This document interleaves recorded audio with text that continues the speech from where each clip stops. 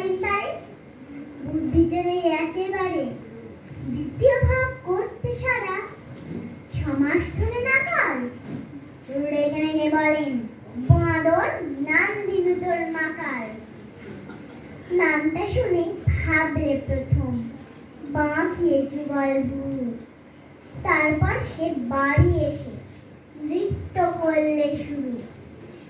হঠাৎ ছেলের মাতম দেখি সবাই তাকে শুধায়, এ কি? সকলকে সে জানিয়ে দিল নাম দিয়েছেন গুরু।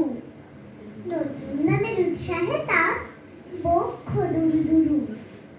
কোলের পরে বসিয়ে দাদা বললে কানে কানে, গুরুমশাই গাল দিয়েছে, বুঝিস নে তার মানে?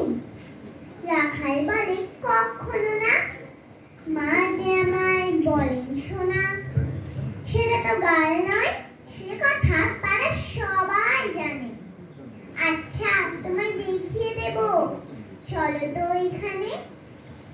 টেনে নিয়ে গেল তাকে পুকুর পাড়ের কাছে।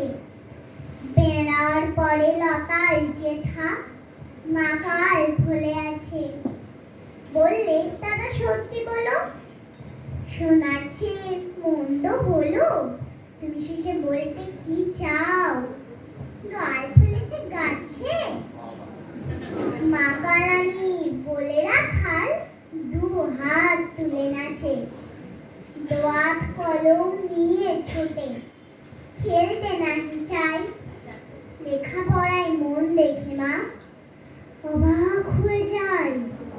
খাবার বেলায় অবশেষে দেখে ছেলের কাণ্ড এসে।